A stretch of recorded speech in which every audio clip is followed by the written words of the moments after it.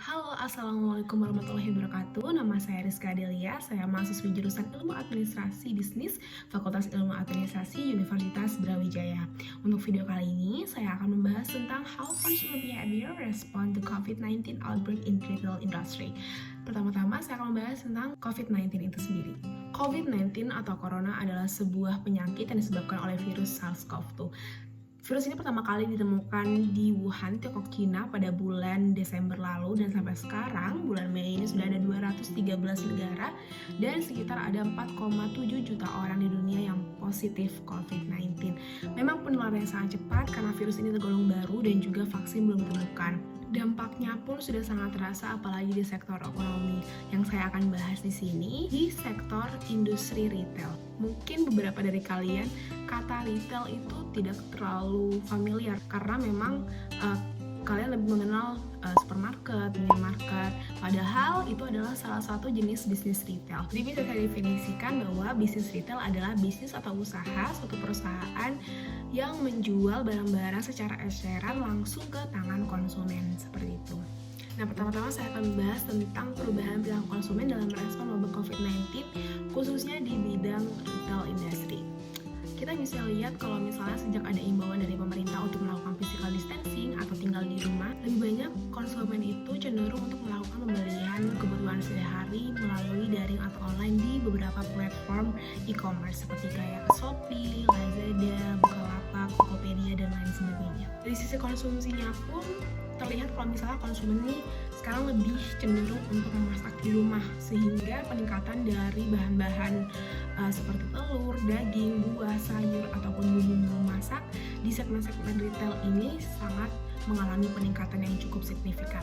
Tidak hanya kebutuhan sehari-hari, tetapi dari sisi konsumsinya juga konsumen ini lebih cenderung banyak membeli produk-produk kesehatan karena memang COVID-19 ini dianjurkan untuk tetap menjaga kesehatan imun tubuh dan menjaga kebersihan. Makanya tidak heran kalau misalnya permintaan hand sanitizer, masker, dan produk kesehatan lainnya seperti vitamin itu sempat mengalami pelonjakan yang sangat tinggi dan mengalami kelangkaan karena memang permintaan dari masyarakat begitu tinggi. Perubahan perilaku konsumen selanjutnya bisa dilihat kalau orang-orang ini lebih prefer untuk melakukan pembelian produk kebutuhan sehari-hari di pasar modern. Meskipun dulunya ini cenderung lebih banyak konsumen kelas atas, namun sekarang akibat COVID-19 ini konsumen kelas menengah dan juga bawah lebih prefer untuk melakukan pembelian produk kebutuhan sehari-hari di pasar modern.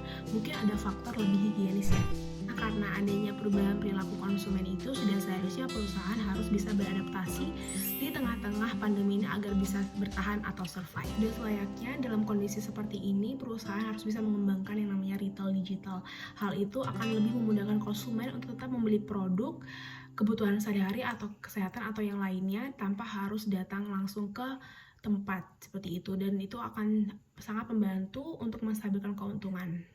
Lalu perusahaan harus bisa mengontrol biaya seperti biaya tenaga kerja atau biaya sewa, karena kita tahu sendiri ya kalau misalnya akibat COVID-19 ini begitu banyak perusahaan yang melakukan PHK dan pemecatan sehingga pengangguran pun menjadi lebih meningkat. Hal ini bisa disiasati dengan jam kerja lebih dipersingkat sehingga adanya pengurangan gaji yang sepadan. Nah, selama transisi offline ke online ini diharapkan perusahaan harus bisa menjalin hubungan yang baik dengan tuan tanah dan juga memfokuskan perhatian yang lebih kepada karyawan dengan memberikan pelatihan tentang operasi digital. Lalu sekarang sudah banyak juga bisnis-bisnis retail seperti toko serba ada yang tadinya hanya menjual kebutuhan sehari-hari, sekarang sudah banyak yang menjual produk kesehatan seperti hand sanitizer, vitamin, masker, dan lain sebagainya karena memang produk-produk itu sedang mengalami permintaan yang cukup tinggi di tengah-tengah pandemi ini. Dan karena pandemi ini juga sudah banyak perusahaan yang berinvestasi di bidang digital, karena hal itu juga sangat berpengaruh dalam jangka panjangnya bisa mengurangi adanya biaya tenaga kerja dan meningkatkan efisiensi.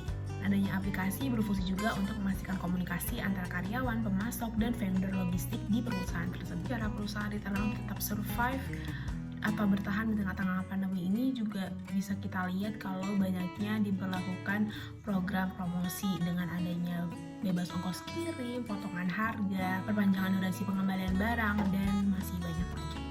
Nah, mungkin itu saja yang bisa saya sampaikan di topik kali ini. Mohon maaf apabila ada salah kata.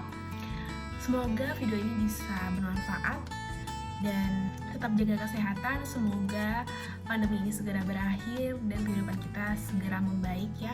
Terima kasih sekali lagi. Wassalamualaikum warahmatullahi wabarakatuh.